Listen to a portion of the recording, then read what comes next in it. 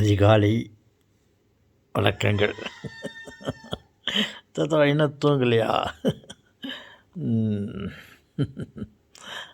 இன்னும் தூங்கவில்லை.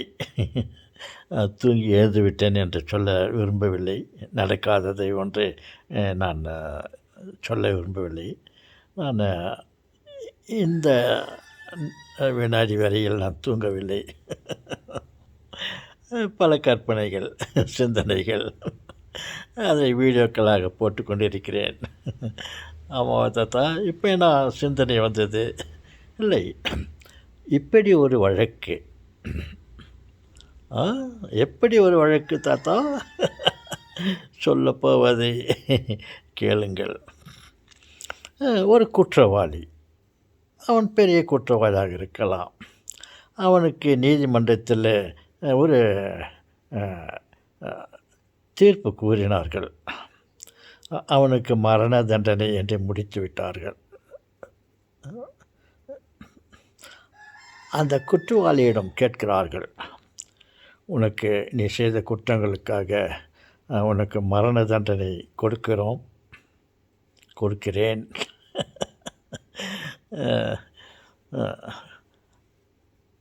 அதில் 2 வாய்ப்புகள் இருக்கிறது.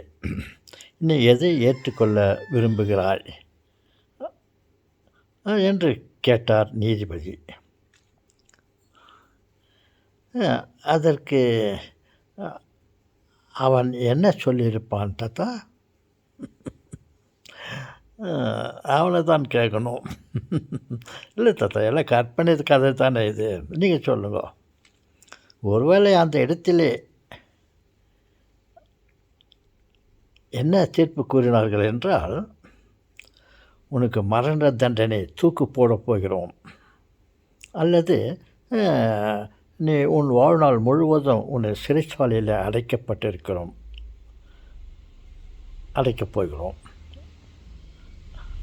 இந்த 2 வாய்ப்புகளில் நீ எதை விரும்புகிறாய்? இது நீ நீ இருக்கும்போது முன் கேட்கும் ஒரு கேள்வியாக நினைத்து கொள்ளுங்கள். நீ எதை விரும்புகிறாய் என்று நீதிபதி கேட்டால், ஓகே, அவன் என்ன சொல்வான் தாத்தா? அந்த இடத்துல நானாக இருந்தால், எனக்கு வாழ்நாள் முழுவதும் சிறைச்சாலை கொடுங்கள், என்னை தூக்கிலிட வேண்டாம் என்று சொல்வதாக நீங்கள் நினைக்க வேண்டாம். நான் என்ன சொல்வேன் என்றால், எனக்கு தூக்கு தண்டனை கொடுங்கள். அப்புறம் நீதிபதி தெளிவாக சொன்னார், உன் வாழ்நாள் முழுவதும் நீ இருக்க வேண்டாம், வாழ்நாள் முடியும் வரை நீ சிறைச்சாலையில் உயிரோடு இருந்தால் நீ விரும்ப மாட்டாயா என்று கேட்டார்கள். அந்த இடத்துல நான் இருந்தால், வேண்டாம், எனக்கு மரண தண்டனை கொடுங்கள். எல்லோரும் அங்கே இருந்தவர்கள் எல்லோரும் பார்த்து வியப்புற்றார்கள்.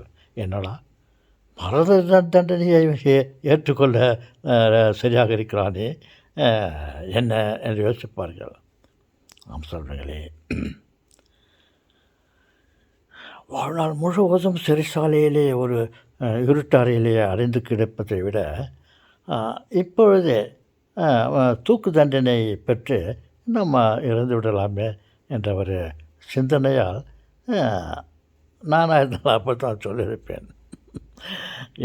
இன்னும் அதிகபட்சமாக சொல்ல வேண்டும் என்றால், எப்படியும் என்னை தூக்கில் போட போகிறீர்கள், என்னை தூக்கு மேடைக்கு கொண்டு போய் அங்கே தூக்கு போடும் நேரத்தையும் குறைத்து இதே இடத்தில் என்னை சுட்டு கொண்டு விடுங்கள் என்று நான் நீதிபதியை கேட்பேன். ஏனென்றால் இங்கிருந்து தூக்கு மேடைக்கு போய் அங்கே சாப்பிட்றதோட இப்பயே செத்து போனால் போகலாமே, என்ன நேரத்துக்கு வெயிட் பண்ணோம், we should not waste the time அப்படின்னு சொல்லியிருப்பேன். அப்போது கதை இப்படி, என்னுடைய கற்பனை இப்படி, வாழ்நாள் முழுவதும் சிறைச்சாலையிலே இருட்டறையிலே இறந்து கொண்டு இருப்பதை விட தினமும் இருந்து கொண்டே இருப்பதை விட அந்த ரூமிலே, அந்த சிறைச்சாலையில் இப்போது இருந்து விடலாம். அப்படி என்று நான் சிந்திப்பேன். தாத்தா, உங்களுக்கு சாவு மேலே பயம் இல்லையா தாத்தா? சீக்கிரமாக போகலான்ட்டு தான் இப்பயே சுட்டு தள்ளிடுங்க என்ன நான் கேட்பேன். ஓகே தாத்தா, நீங்கள் உங்கள் ஆசை வித்தியாசமாக இருக்குது. எல்லோரும் வாழ நினைத்தால் வாழலாம், எவ்வளோ நாளைக்கு சாவர வரலையும் சரியில்லை என்றெல்லாம் நினைப்பாங்க. நீங்கள் இறப்பதற்கு ரெடியாக இருக்கிறீங்களே தாத்தா? சொல்லுங்களே. வாழ்நாள் முழுவதும் சிறைச்சாலையில் ஒரு இருட்டறையில் போட்டு பூட்டி வைத்து நம் தினமும் இருந்து கொண்டு இருப்போம். அதனால் இன்றைக்கே நாளைக்கு வர வேண்டிய வரட்டுமே என்று நான் ஏற்றுக்கொள்வேன்.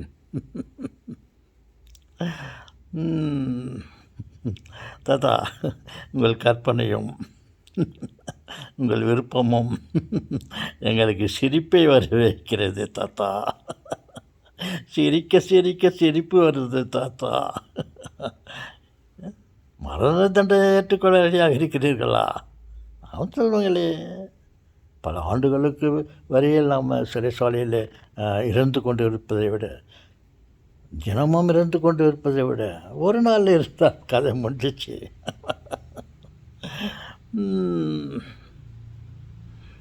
ஒரு கற்பனை, ஒரு சிரிப்புக்காக ஒரு இந்த சிறைச்சாலை நீதிமன்றம் தீர்ப்பு, குற்றவாளியின் ஆசை. ஓகே, ஆசை தோசை, ஆசை அம்மா வீட்டில் தோசை, ஏதாவது அங்கே ஓடுது பார் பாசை. ஓகே தாத்தா, இவ்வளோ முழு இரவு நீங்கள் முழிச்சுன்னு இப்போது ஒரு ஜோக் அடிக்கிறீங்களே. போய் தூங்குங்க தாத்தா. ஓகே, என்ன சொல்லட்டும்? குட் நைட்டா, குட் மார்னிங்கா? இப்போ மணி 5:20. இருந்தாலும் காலத்துக்கு தகுந்த மாதிரி நம்ம சொல்லலாம். Good morning.